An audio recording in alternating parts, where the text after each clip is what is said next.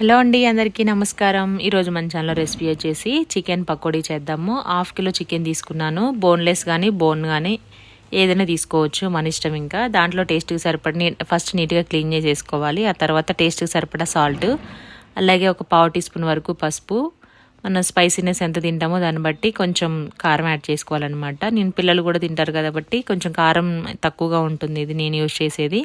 అందుకే 1.5 స్పూన్ అయితే యాడ్ చేసుకున్నాను.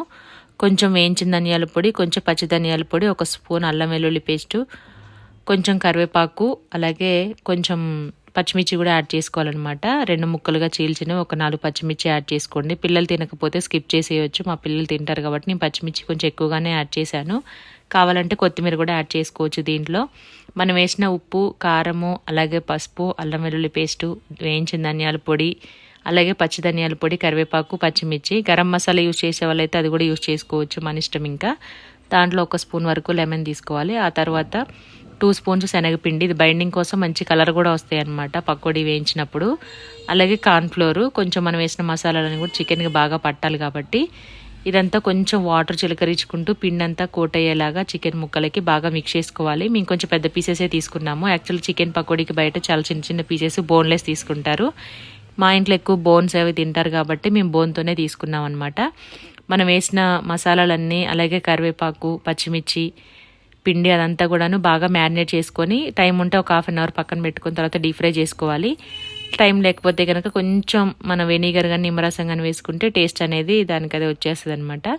ఇప్పుడు కొంచెం డీప్ ఫ్రైకి సరిపడా ఆయిల్ పెట్టేసుకొని ఆయిల్ బాగా హీట్ అయిన తర్వాత మనం ఫ్రై చేసుకున్న చికెన్ అంతా కూడా ఆయిల్లో వేసేసుకొని 2 వైపులా మంచి కలర్ వచ్చేంత వరకు కాల్చుకోవాలి. మనం వేసిన వెంటనే తిప్పకూడదు అనమాట.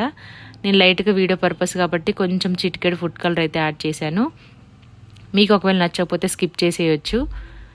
స్పూన్ తోటి మధ్య మధ్యలో ఒక్కసారి మిక్స్ చేసుకుంటూ ఇట్లా 2 వైపులా బాగా ఫ్రై చేసుకోవాలి. మనకి ఎప్పుడైతే మంచి కలర్ వచ్చింది అనిపిస్తుందో, మనకి ఆయిల్లో బబుల్స్ తగ్గిన తర్వాత గరిటెతోటి ఒక ప్లేట్లో తీసేసుకొని పక్కన పెట్టేసుకోవడమే. నెక్స్ట్ బ్యాచ్ కూడా ఇలాగే ఫ్రై చేసుకోవాలి.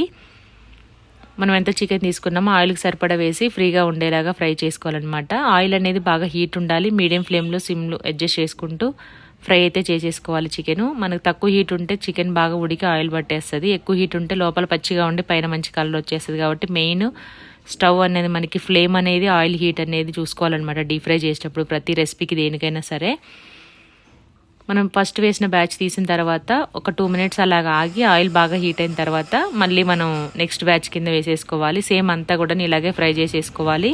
దీన్ని కట్ చేసిన ఆనియన్స్, లెమన్తో తింటే చాలా చాలా బాగుంటుంది. మా పిల్లలకి అయితే బాగా నచ్చిందనమాట. ఇంకా ఎవరైనా ట్రై చేయాలనుకుంటే తప్పకుండా ట్రై చేయండి. ఎలా వచ్చిందనేది కామెంట్ అయితే చేయండి. మా వారికి, మా దీవెన్ బాబుకి, దీవెనకైతే బాగా నచ్చేసింది. టేస్ట్ అయితే సూపర్గా వచ్చిందంట. Thank you so much. మీరు కూడా ట్రై చేయండి. ఇదే వీడియో షార్ట్ వీడియో కూడా పెట్టేశాను. ఎవరికైనా మీ ఫ్రెండ్స్, ఫ్యామిలీ మెంబర్కి ఎవరికైనా షేర్ చేయాలనుకుంటే తప్పకుండా చేయండి. ఫస్ట్ టైం చూసే వాళ్ళైతే మన ఛానల్ సబ్స్క్రైబ్ చేసుకోండి. వీడియో నచ్చితే లైక్ చేయండి. అలాగే ఎలా అనిపించింది అనేది కామెంట్ అయితే చేయండి. మా దీవెన బాగా నచ్చి డ్యాన్స్ చేస్తున్నాడు అనమాట. ఇంకా మా వారు కూడా బయట నుండి వచ్చేసారు. వచ్చిన తర్వాత టేస్ట్ చేయమని చెప్పాను. టేస్ట్ అయితే బాగా నచ్చింది. ముగ్గురు హ్యాపీగా తినేశారు.